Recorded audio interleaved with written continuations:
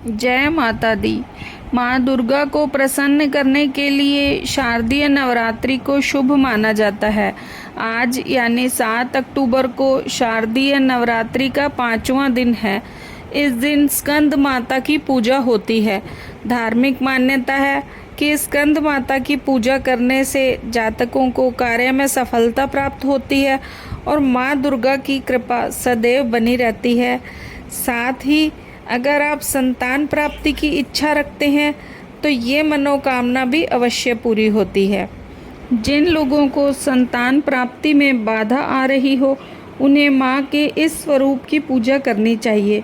आदि शक्ति का यह स्वरूप संतान प्राप्ति की कामना पूर्ण करने वाला माना गया है। स्कंद कुमार की पूजा में कुमार कार्तिकेय का होना जरूरी होता है। स्कंद माता को इन चीज़ों का भोग लगाएं।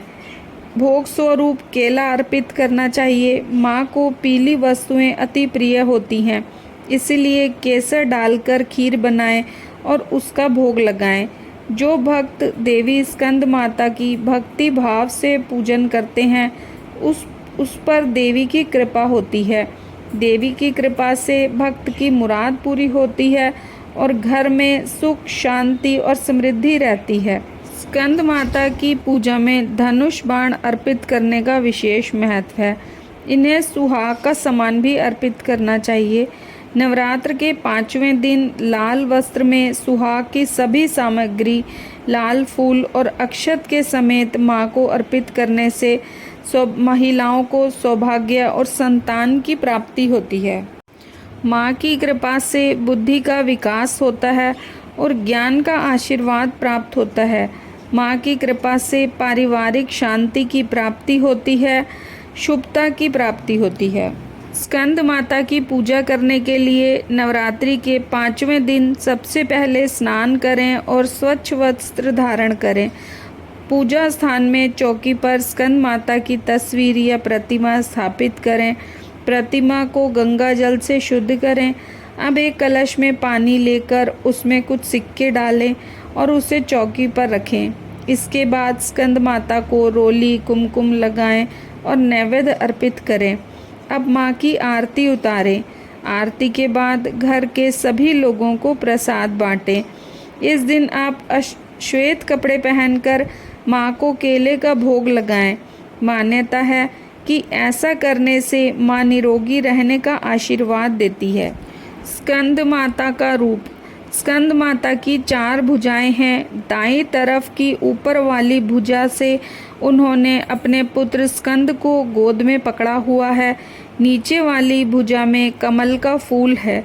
बाईं तरफ ऊपर वाली भुजा वरद मुद्रा में है और नीचे वाली भुजा में कमल पुष्प है। इनका वर्ण एकदम गौर है। ये कमल के आसन पर विराजमान है और इनकी सवारी शेर है। स्कंद माता की व्रत कथा। पौराणिक कथा के अनुसार तारकासुर नाम का राक्षस था। उसने तपस्या कर ब्रह्मा जी को प्रसन्न किया था। उसने ब्रह्मा जी से अपने आप को अमर करने के लिए वरदान मांगा। इसके बाद ब्रह्मा जी ने उसे समझाया कि जिसका जन्म हुआ है उसे मरना ही होगा। इस बात से तारकासुर निराश हो गया और ब्रह्मा जी से कहा कि प्रभु ऐसा कर दें कि महादेव के पुत्र के हाथों ही मेरी मृत्यु हो। उन्होंने ऐसा इस वजह से किया क्योंकि वो सोचता था कि कभी भी भगवान शिव का विवाह नहीं होगा तो उनका पुत्र कैसे होगा, इसलिए जीवन में कभी भी उसकी मृत्यु नहीं होगी। इसके बाद उसने लोगों पर अत्याचार करने शुरू कर दिए। उसके अत्याचार से देवी देवता परेशान होकर शिवजी के पास पहुँचे। उन्होंने शिवजी से प्रार्थना की कि वो उन्हें तारकासुर से मुक्ति दिलाएं। ऐसे में भगवान शिव ने पार्वती से विवाह किया और कार्तिकेय के पिता बने। बड़े होने के बाद कार्तिकेय ने तारकासुर का वध किया। भगवान कार्तिकेय की माता स्कंद माता हैं। स्कंद माता की पूजा में इस मंत्र का जाप करें।